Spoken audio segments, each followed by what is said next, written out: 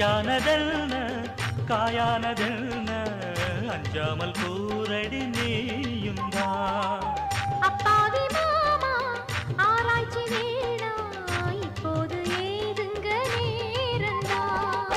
மெய்யோட நானும் மெய்யாக சேர மேலாடை போல ஒன்னாக கூட வரவேணும் ஒரு நேரம் அதை சொல்லுமானே.